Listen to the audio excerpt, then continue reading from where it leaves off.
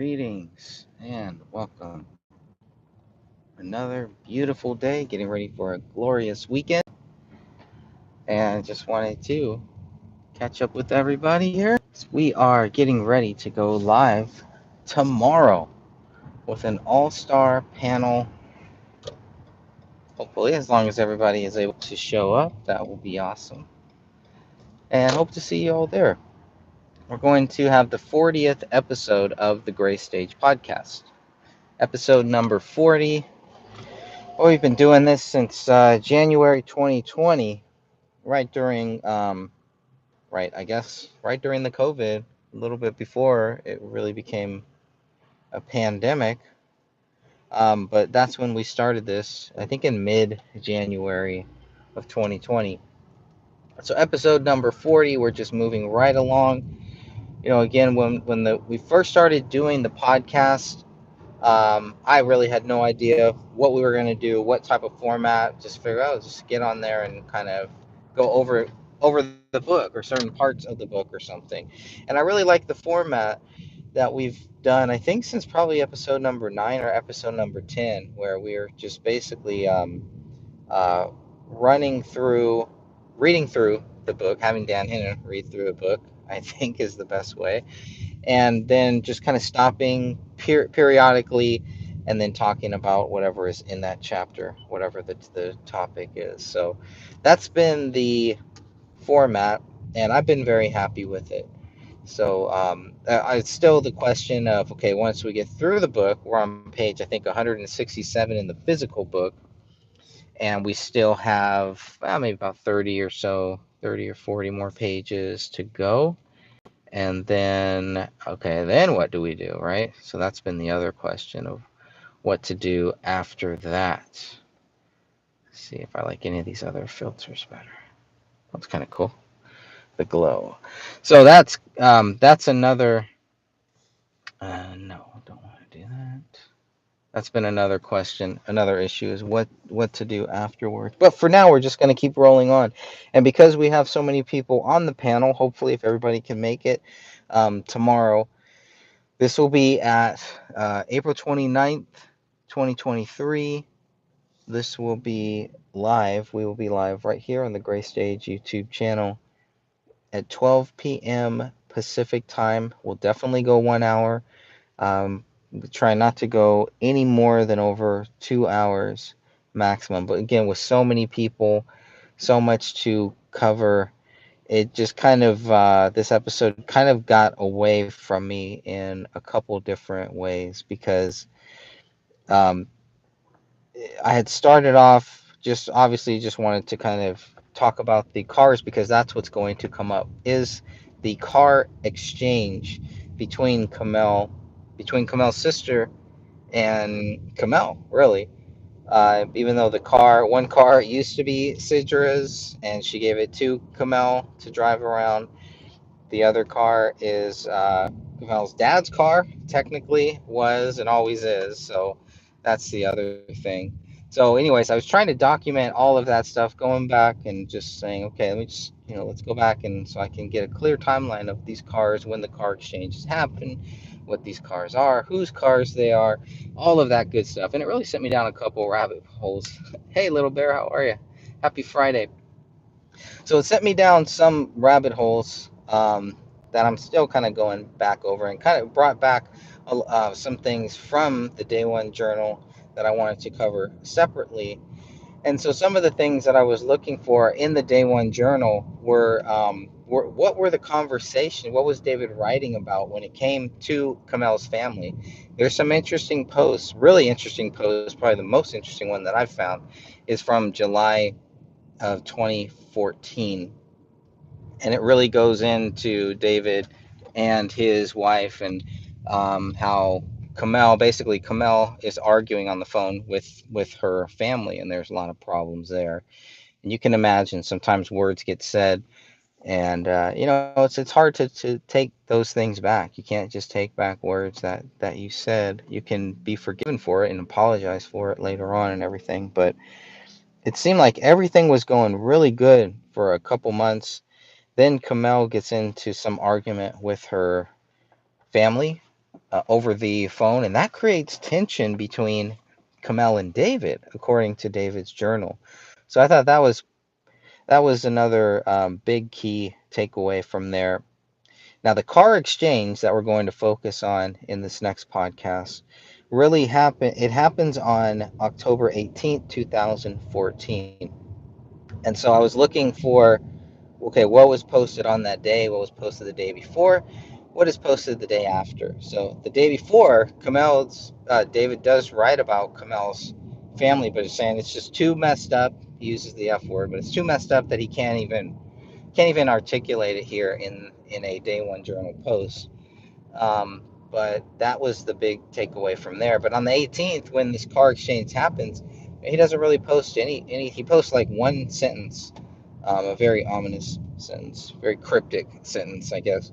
And that's really it. That's all that's posted for the 18th. And on the 19th, there's nothing related to the cars or any of the stuff that happened. Of course, I don't know if Kamel and David even knew that the sister was coming to pick up the car. I would assume the sister gave them some advance notice, only because it's a 15-hour drive, right? I did a quick Google search on it, and how far is where they lived? How far is Hewitt, Texas, Waco, Texas, both those areas? How far are they from Apple Valley? It's like a good 15-hour drive. That's if you drive straight too.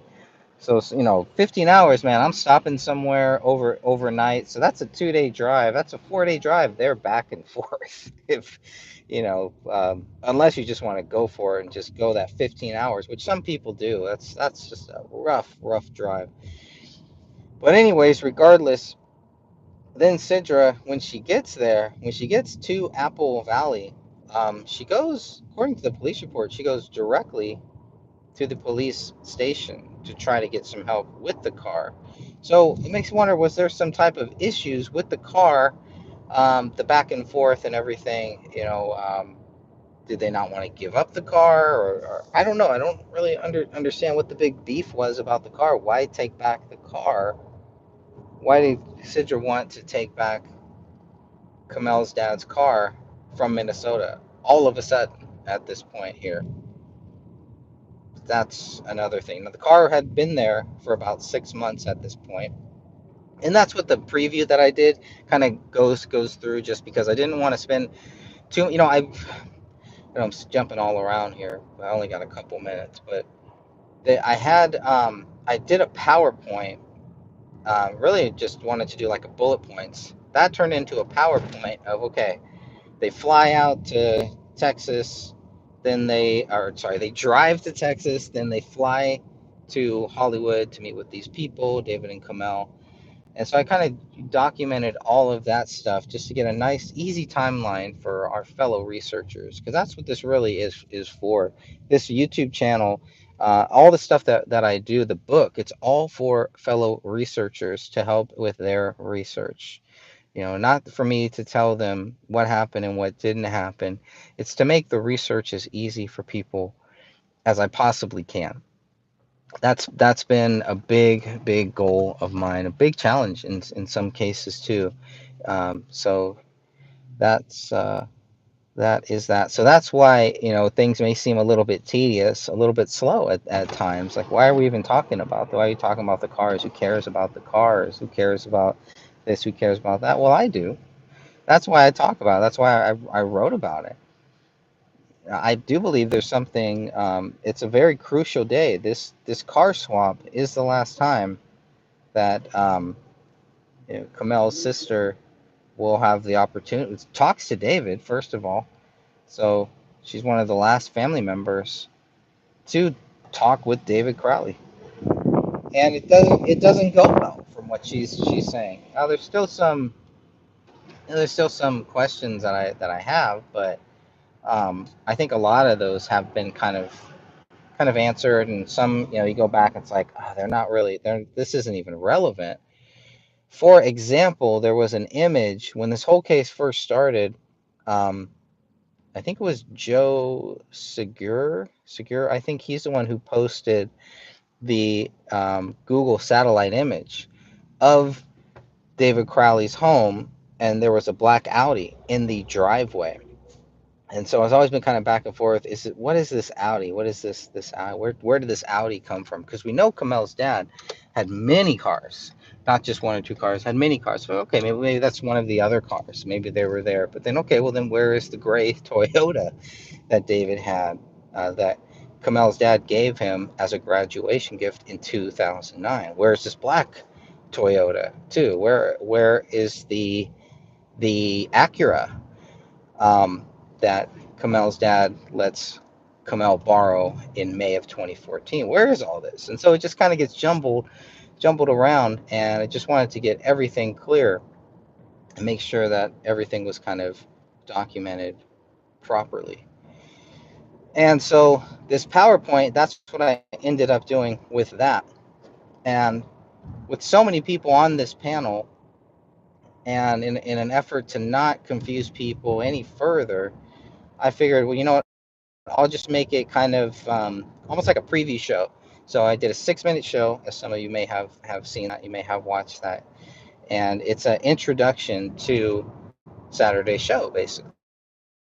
So that way we can skip through all that and focus on the what the format of the Gray Stage podcast is reading through the book.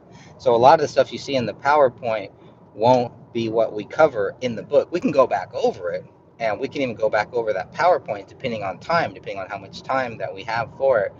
With so many people on this panel, I wanted to make sure that we got through some of those basic things first, and I felt like this PowerPoint would probably be better served as its own little video, and so that's why it's a short 6-minute clip, 6-minute video to kind of break down the car swaps and all that happens. Doesn't break down really what happened when Kamel's sister arrives in Apple Valley on October 18th, so it doesn't really break that down.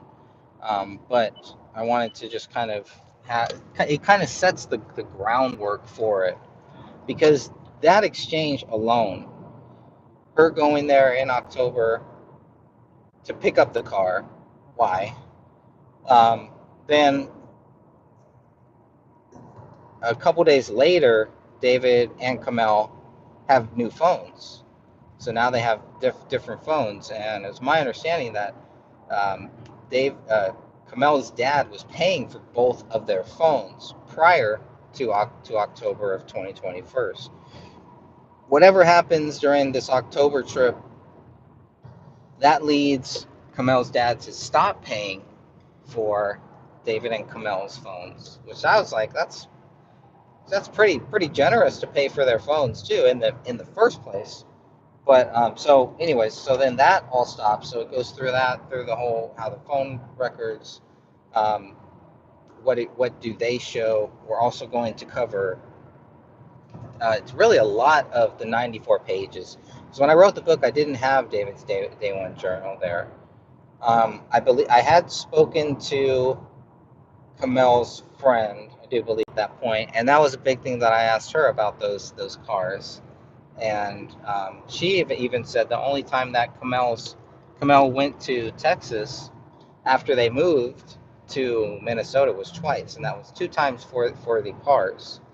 I was like, what cars? What is this other car? What other car are they getting? So, anyways, the more I think about it, the more I get wrapped up in it, and the more you're just like, who cares? What do these cars have to do with anything? It has everything to do with everything, because it's all tied to whatever happened here. It's all tied to the last known dates that people are talking. Were they good talks? Were they bad talks? Were people in fights? Were they in arguments? Were they talking? Were they not talking? All of these things. And so when we get the blind statement that, yeah, David was distancing himself from everybody, he wasn't talking to anybody, we know that is not true. But we also know that there are family issues. There are reasons why he's not talking to certain people or backing away from certain people, or just, kind of, I wouldn't say shunning them, but um, keeping his distance from certain people too. At the same time, he's having trouble with his mom too. There's some issues going on there. There's issues with Kamel's side. He's not really communicating that well with his brother, with his father. Sister comes and visits sometime in the day one journal too. So there's some communication there. But he talks about his brother's quote unquote weirdness and his sister's quote unquote awkwardness, and how he doesn't want to be like that. With the day one journal, he talks about his family life. It's all about, all this is related to family. So I started going down that rabbit hole. What are the family aspects of all of this? What is David Crowley writing in his journal about his family? Another interesting thing, going down many rabbit holes, and you're coming along with me, by the way. But going back down these rabbit holes too was, there was when I was talking to Kamel's friend, and I was re-listening to this the other day just to see if I missed anything, and of course I did. So that's just a given. But one of the things that she had mentioned is, she's talking about a journal. In that interview that I talked with her, she's talking about a journal, but she's talking about a written journal. She's not talking about a digital journal. And so we kind of go through that there is a digital journal, and she's like, they hadn't seen this digital journal. So what she says, what she's talking about, sounds like it's a written journal, not a typed up journal, but a handwritten journal. That's the impression that I get. I'll have to go back again. I ran out of time listening to that, but I did timestamp it. It's pretty early on too. It's an hour conversation, a little over an hour. It's on the Gray Stage channel, and it's called I think it's called Friend of Kamel, I think is the YouTube video name. But that's where the journal, and I hadn't had the journal at that point when I was talking with her, obviously. But then um, what she's talking about is in the journal is not in David Crowley's Day One journal. So this is another thing where we go back to the journals. So now that I got the car thing out of my system, it's back to the journals. How many journals were there? Were they physical journals? Were they written journals? Were they digital journals? Or were they, notebook type journals? So she leans more into a written journal, not a digital journal. And but then you have the police where they just talk about the day one journal, and that's all that they saw. So where is this other journal with David Crowley? Because some of the things that she was saying that were in the journal were not in David Crowley's day one journal at all. One of the main things, and it was all the bad, all of the negative things, where you have David and Kamel go to his uh, 10-year reunion, I think it is, or 5-year reunion, whatever it is. For And so they go back there, and I'm assuming for high school reunion. And according to what the friend says, and I think this has been mentioned by other people too, is that David was really really jealous because a friend made a comment of how nice Kamel looked or something like that, how beautiful she was, and David got really really upset about that. There's nothing like that in his day one journal. So now we're back to the written journal as well. And where is that? How do you, where did she get this from? How do you get your hands on it? So, um, Kamel's friend is definitely one. I've been thinking about this for the last couple of days, because I did tell, the way my conversations with Kamel's sister ended. She didn't want to discuss the case any further, and I want to respect that. And so, but then I'm like, well, I would love to get back in touch with the friend that I spoke to and spent 1 hour with on a recorded conversation. So I may have to reach out to Kamel's sister just to see if she can get me in touch with the friend. And I think that's okay. I don't know. She doesn't want to discuss it. I'm not asking her to discuss it, right? I'm just asking her to put me in contact with her friend who was open to talking about this. So I don't know. I've been praying on that, and we'll see. We'll see how that goes. And I haven't had time to really do it, so I'm gonna wait a little bit. But that may be the next step to kind of clarify some of these questions that I still have about this journal, the written journal. Because if there's a written journal out there, That's a big deal. Now, if it's the day one journal, but it was typed up, not typed up, but it was printed out, maybe that's what she's talking about. So I got to get some clarification on that. But first, I have to go back, re-listen to the interview because the answer may be in there. That's what I find a lot of times with this case. I'll have a question, and I'll go back and find it's in our notes. We've commented on it. We've talked about that, and that's okay. That's what all that is there for, to go back for your research, to help with your research. And that was the goal of the book. That's the main thing. I really wanted this book to be for that, not to tell you, okay, I got it all figured out, guys. Here's what happened. um, it's really for fellow researchers to hopefully to help their own research, to give them sources, to give them places that they can go, depending on where they're coming from, and depending on time too. So, if we put in more time now, this could really help out other people to get caught up quickly.